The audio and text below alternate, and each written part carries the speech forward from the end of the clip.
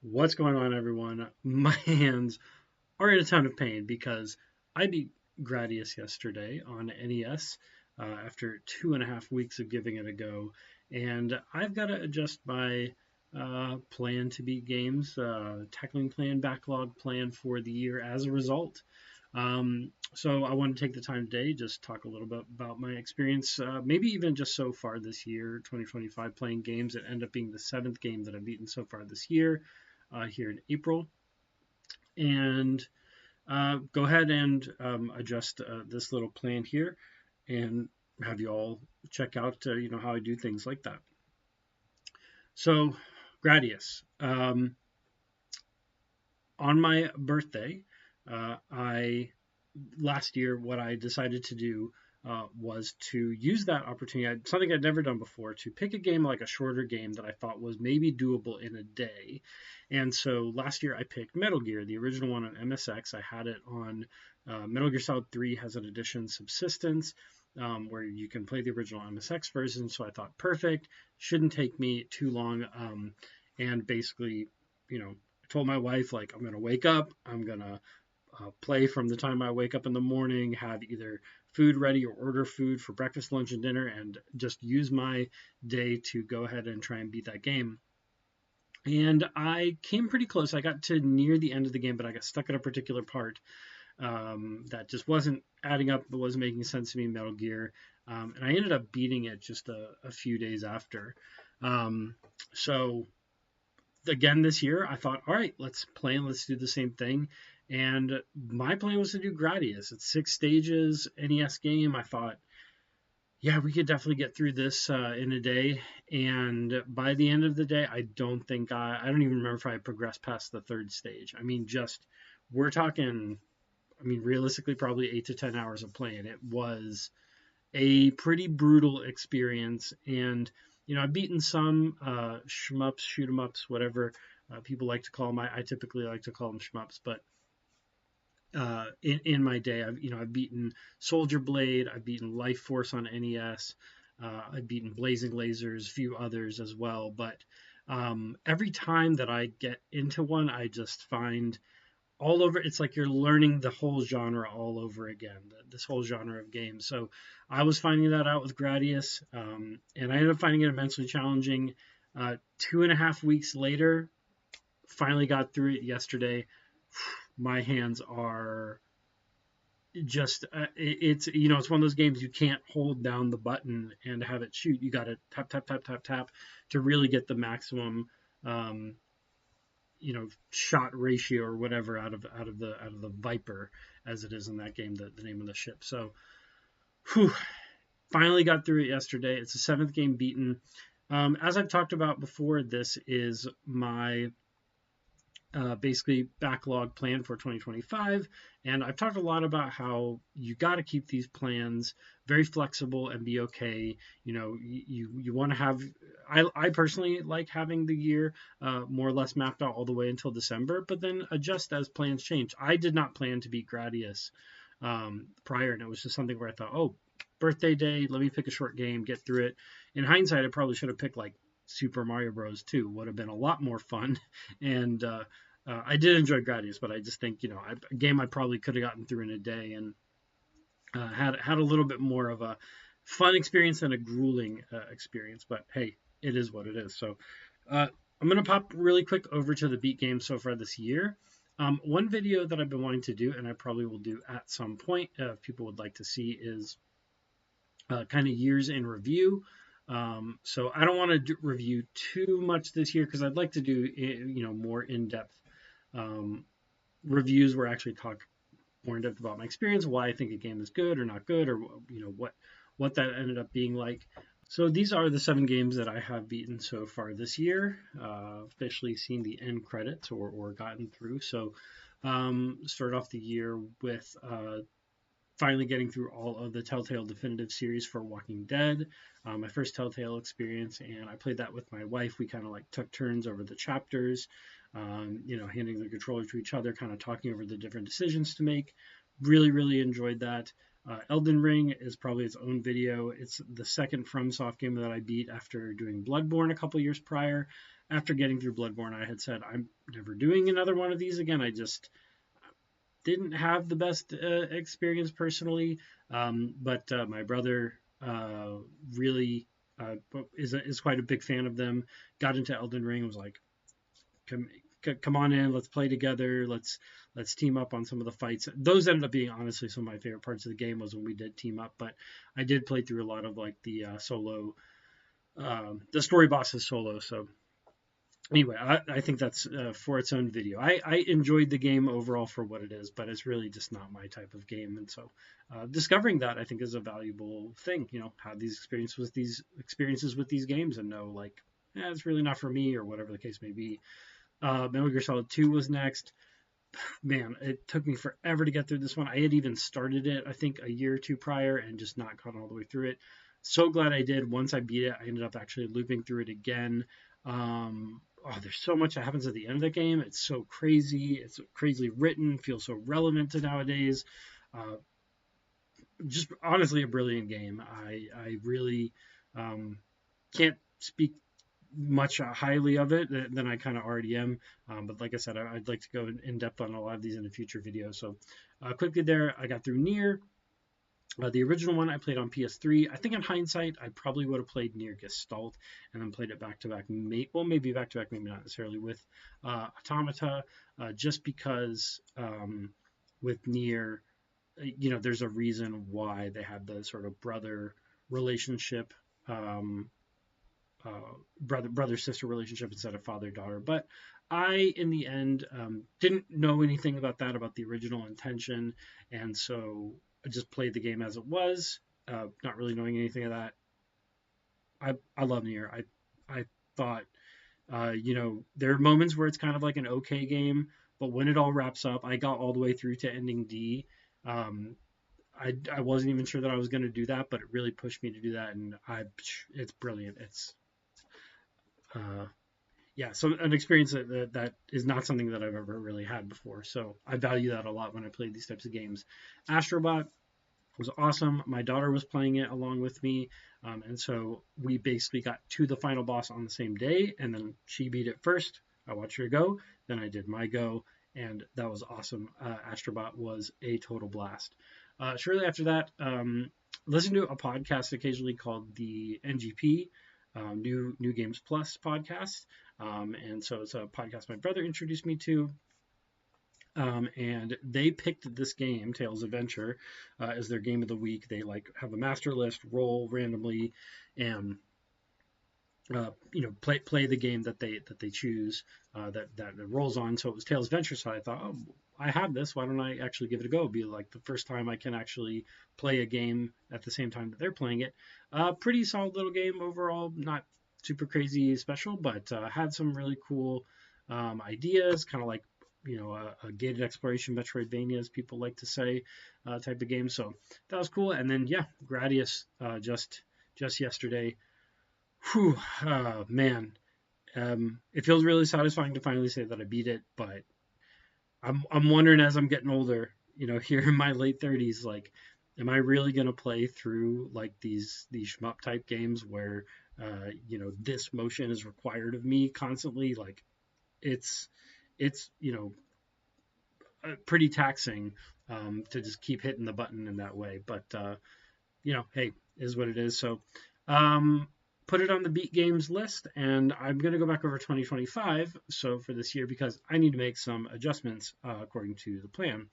So still going Mon's Great Adventure. I don't know if I'm really going to beat it by June. It's a game that a friend and I are playing at the same time, and we probably haven't touched it in over a year at this point, but we are in it, and so we'll get back to it at some point. I'm probably just going to put this to the end of the year just to give myself like some leeway there. Well, it doesn't really matter. I'll keep it at 6, actually. It doesn't really matter for now. Phantasy Star, I've got to change. So I started this one in February.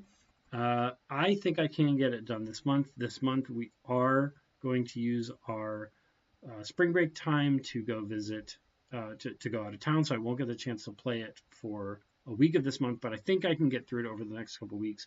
I'm going to say I still end up finishing this one this month.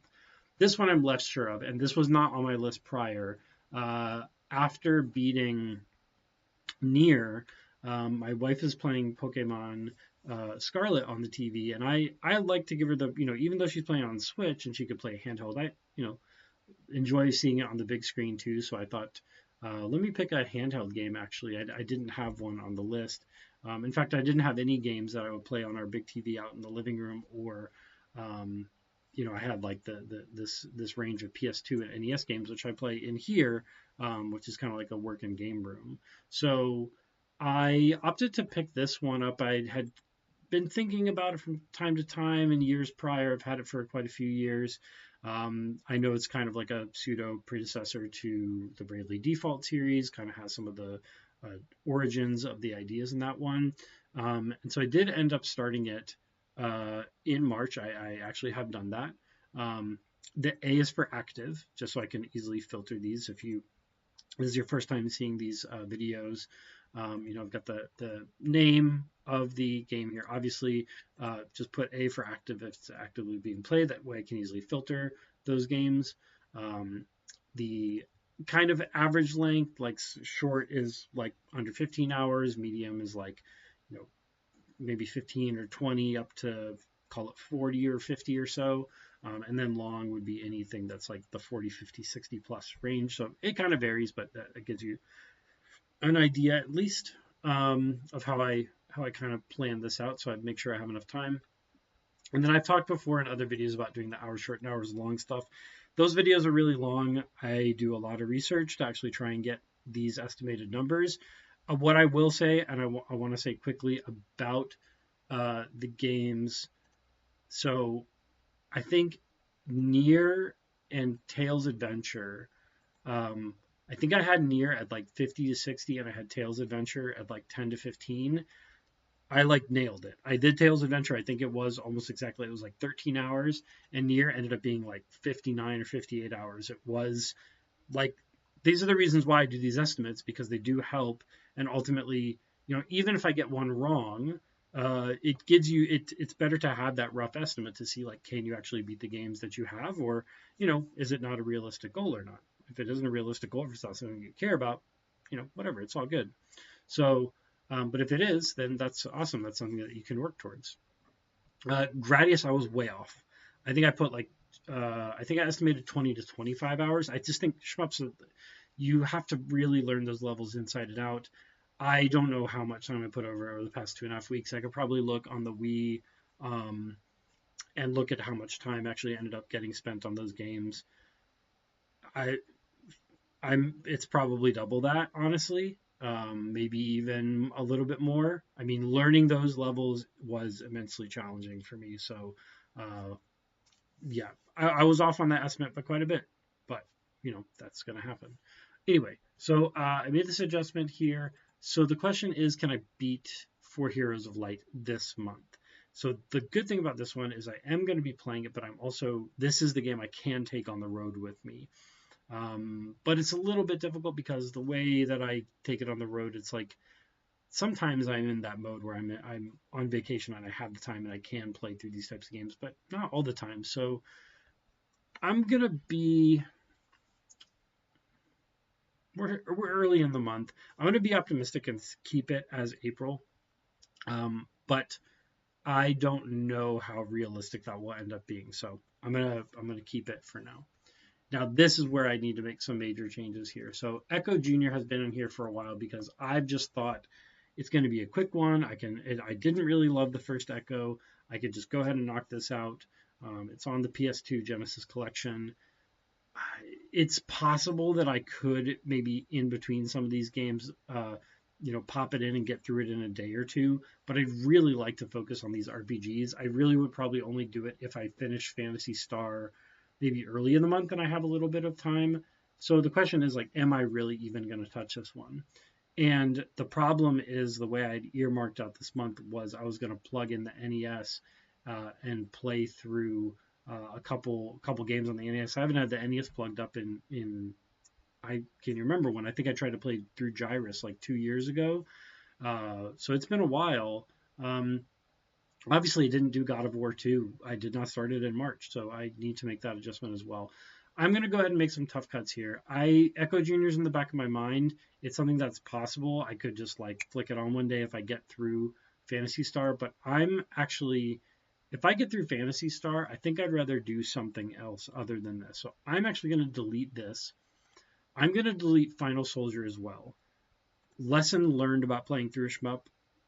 It takes a lot of time to learn some of those games and really get through them effectively. So I do have another one coming up, Axelay. I may still keep that one on, but I'm going to take Final Soldier off for now. My hands, I mean, I'm not joking. They are in some level of pain, and I need to take a break from that type of game.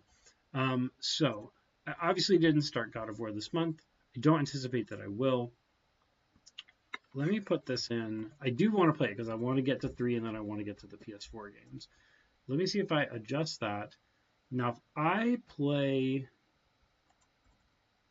if I do have time to play through something quick, I'd rather go through one of these, Mario 2 or Rad Racer.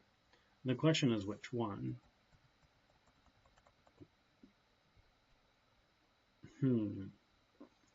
I'm going to keep Rad Racer here. These are some shorter games. Here's what I'm going to do. I'm going to actually delete out Phantasy Star 2. I can always bring it back if I want to. Let me refilter this and see how this looks. So I've got finishing Phantasy Star and 4 Heroes of Light and getting into Rad Racer, time allows. Next month, we'll pick up with God of War 2. I'll be back from the vacation and everything. Start with God of War 2. Also play it in some downtime Super Mario Brothers 2. That's a short game.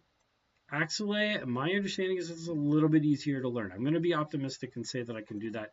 Deracine is the one I'm not sure about. I really do want to play this one. This would be an out in the living room type of game, and I don't have any games that are really out there. These are kind of 4 games I think I could juggle over the course of a month and actually get through them. The only one I really am not as confident of is Axelay, I think, just because of my recent experience, but I'll leave it for now. June, the only game I earmarked to start was Breath of the Wild, because this game is going to take me a while to get through and finally play. And then Pokemon Edición Azul. This would be a road game, because I'll probably be on the road in July.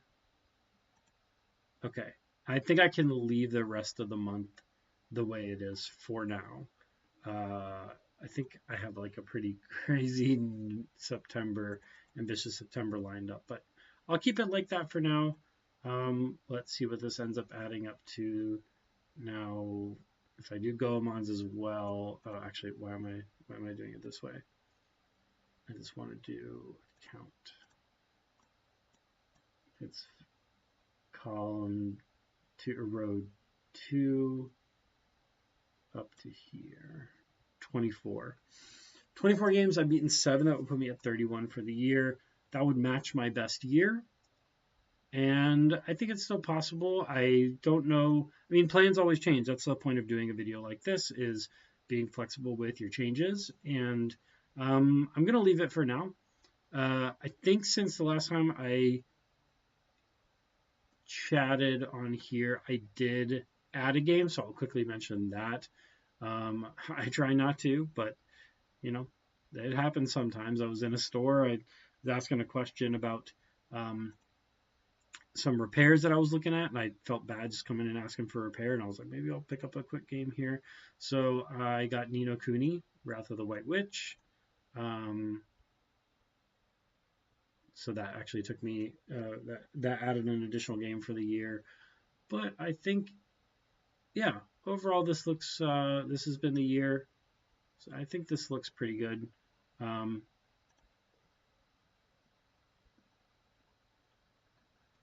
I think I'm going to leave it at that.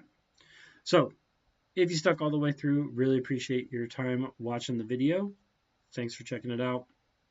And we'll be back next time to talk about maybe I'll start doing a series of years in review and actually doing some in-depth reviews and thoughts on some games until we get to some the bigger projects that I really want to do, which is actually ranking the games, ranking series, ranking best intros, soundtracks, like all these things. Because now I'm closing in on 300 games beaten. I'd love to kind of put these in some context for y'all. So again, thanks y'all for watching. Appreciate your time and take care.